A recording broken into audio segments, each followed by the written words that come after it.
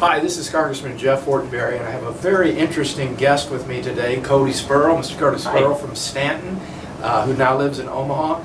Cody has undertaken a fascinating project to actually try and visit every town in Nebraska. 372 thus far, you told me? 372. 72. An amazing, amazing journey that he's undertaken. He's not done yet, but I thought that we might just have a little quick conversation with Cody as to why he thought about doing this and what are some of the most interesting things that he's seen across the state of Nebraska. Sometimes it's good to just step back and reflect on this beautiful gift of a state we have and our wonderful people and all the things that we do. And in the midst of so much difficulty and tensions in the country, to take that step back and be reflective of just really how much gift and beauty and all of the other dynamics that make up who we are, character in Nebraska, is a fun thing to do. So Cody, thank you for doing this, and I appreciate you willing to take a little bit of time. What's the most interesting thing you've seen thus far? Depends what interesting. If you mean quirky, I would have to say most interesting or unusual, and I actually just posted it on my travel site, I would have to say the Akanto Sculpture Garden in Akanto, Nebraska. It is a very unique, almost kind of bizarre, but not in a bad way. It's very neat. It's basically these sculptures, and they're made into like different types of like animals. So you're on Highway 40, this is in Akanto, which is about 50 miles northwest of Kearney, and you're driving on the highway, and you can kind of see these sculptures off the highway, and they're so unusual. There's like, I think, monkeys, deer, bears, unique kind of creatures, and they're all made of like sculpture, like farm type equipment. And did you deliberately go there, or you just stumbled across it? I heard about it, I researched it. My brother actually has been there before, and he took pictures and said, okay, I'm in the area. What are the sculptures made of? I don't know if they're like farm equipment or like wire, but like it's... I haven't seen this. It's very, it's interesting because it's in Akanto, and Akanto only has about 150 people. That's amazing. Not a very big town, but it's a neat little place, and I probably spent 20 minutes there just taking pictures because it's unusual, but very neat. So not quite as well known as Carhenge, but kind of maybe a parallel here? Oh, I don't think it's actually very well known at all. Yeah. In fact, I don't even think a lot of people even know where Akanto is even at. You know, like Alliance in Carhenge, that one's pretty well known. A lot of people know about that. Right. So. All right, what else have you seen that really caught your attention? Oh, I will say, it's hard to say a favorite town, but there are unique things about towns that I really like. I really like the town of Superior. If anybody does not know where Superior is at, it is near the Kansas-Nebraska border on Highway 14. It's in the Republican River Valley. I'd say about 55 miles to the south and to the east of Hastings, Nebraska. The reason why I like it, and I knew about it before I went there, it's known for its Victorian homes. It's the Victorian capital of Nebraska. So when you go there, right in the middle of town, you're finding these 1880s, 1890s homes. And I am a sucker for beautiful architectural homes with the Victorian columns and all that. Did you knock on people's doors? How do you do this? I just show up? Yeah, I park maybe by a city park. Yeah. I walk a block or two, and I just walk around town. I grab my smartphone, and I... Now, at this point, people, I think at first, people might have thought that you were up to maybe something unusual, but it's become more known that you're doing this, and you've got a little bit of publicity. It is. Television, news articles. Yep. And so maybe now people aren't quite as, I don't want to say suspicious, but wondering what this person is doing in town. Oh, yeah. So did you knock on people's doors? How does this work? No, it depends on the town. Superior, nobody really said anything, but there have been towns where I've gone to that maybe have 200 people, and I've been, taking pictures of maybe Old Opera House downtown, or maybe a post office. And it doesn't happen all the time, but you get some people that are in a post office or business, and they're peeking in the window. Then they open up the door, and I'm thinking, okay, what are they going to say? And they're actually very nice. They're just concerned, because they're like, can I help you with something, sir? And I'll be like, oh, I'm sorry, I'm just, I'm trying to travel to every Nebraska town, and I take pictures. That changes everything. Then they're just like, wow, that is so cool. You should go to this place. It's 10 miles down the road. Yeah. So then they just encourage me to visit more places. So what is maybe the worst experience you've had out there?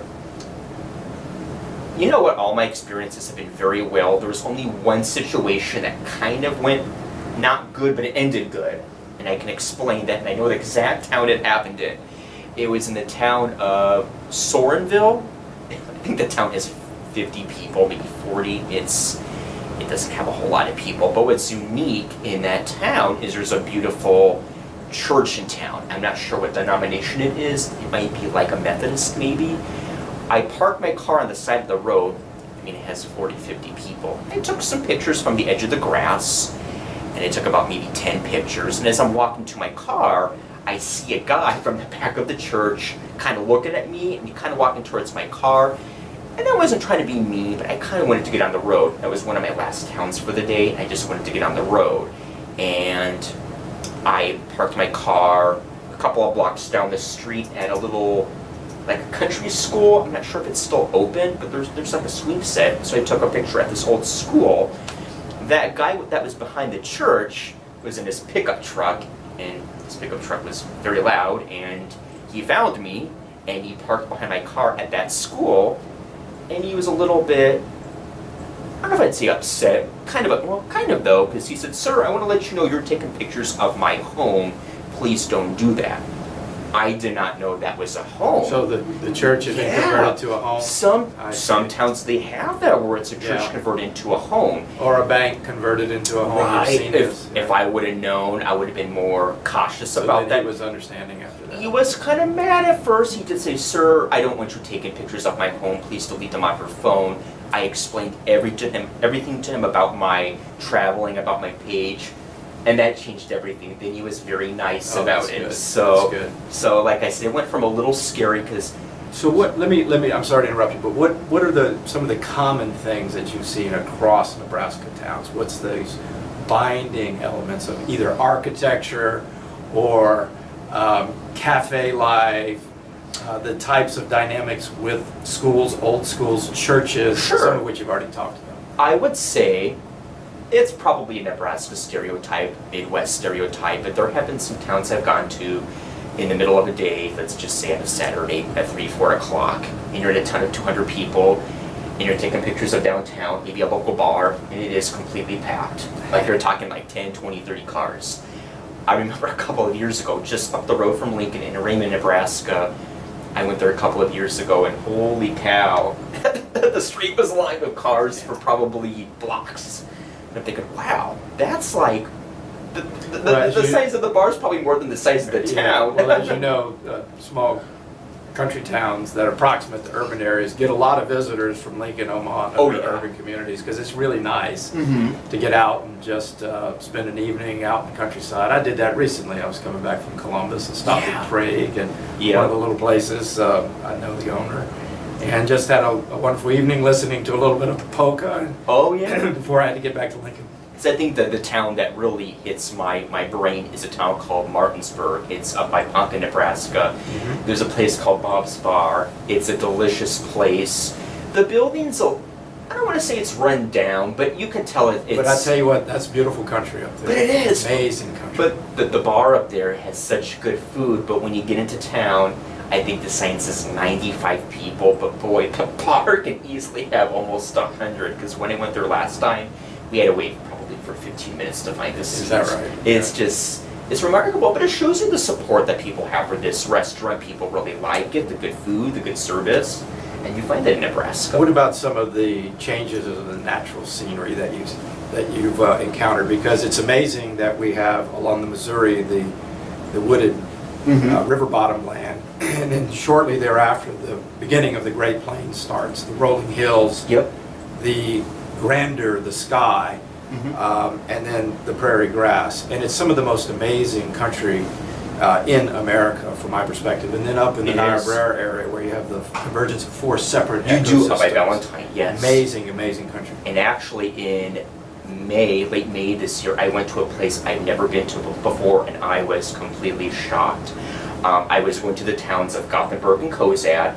So those towns, well, more Kozad, flat, off the interstate, but you can definitely see hills in the distance, and I decided to check it out. And south of Kozad, Nebraska, and Kozad's about 45 miles southeast of North Platte, or about 50 from Kearney, south of Cozad is a place called Comica, excuse me. Holy cow, it is absolutely beautiful. You go from really flat, kind of prairie or plains to these huge canyons. Holy cow! And then you've got the beautiful, it's called Midway Lake. I'm not sure if it's a reservoir, but there's kind of like either a river or maybe the lake just gets narrow, but it carves into a canyon.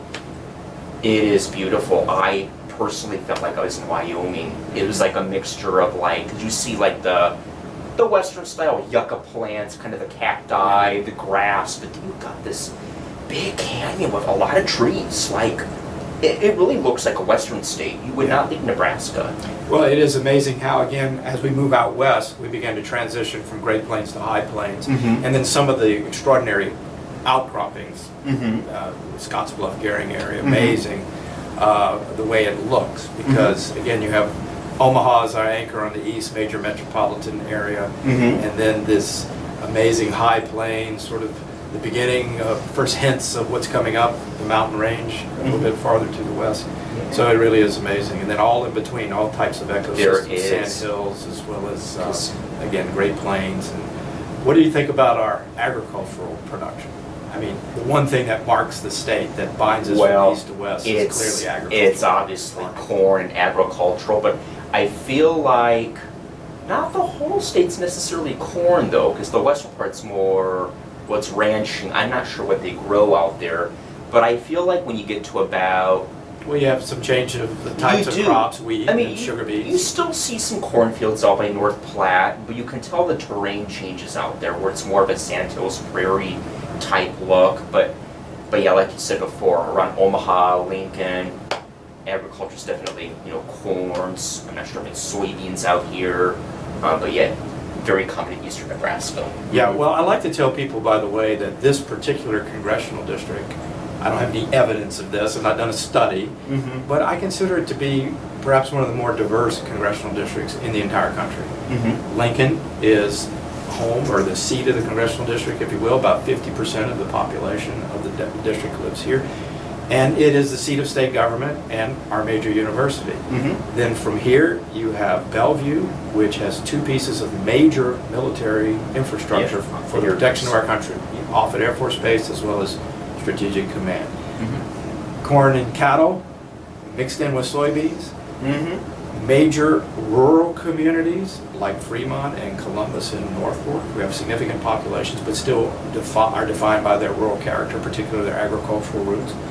And then you have two Native American reservations in this congressional district that are landed, the Omaha and Winnebago, as well as the Ponca, who are represented here as well. So it is one of the more diverse congressional districts with, again, urban centers, major military infrastructure, significant production of agriculture that not only feeds Nebraska, but helps feed the country and the world. And then, again, Native American reservations. It's a really fascinating place. It is, and I think people forget our agriculture, that is huge. And I'm from northeast Nebraska, up in Stanton. You don't go that far from Stanton, you go to Cumming County, which is Wisner to West Point. That is the feedlot agricultural capital of Nebraska. That is where there's so many cattle plants and feedlots, and those are huge for the cities of Wisner and Beamer, West Point, bankrupt in their economy. If they didn't have those, their economy would not be as strong. They depend on that. So yeah, there is a lot of that up there. I'll tell you one quick story about the town of West Point. They opened a new community center a little while back, and we're very proud of the fact that there was not a single bit of government money involved. The community did it themselves. That's great. While there's, it's obviously people believe in the importance of smart and effective government. Nonetheless, this sort of pride of doing things our own way, independently, is a marked characteristic, I think, of Nebraskans. I assume you saw that as well. Yeah. Well, good. Well, great. This has been a fascinating discussion. Thank you, Cody, for coming in, and I really appreciate the time you spent with us, and all the best in completing your travel journal here. Thank you, Jeff. Thank you very much. Thank you. All right.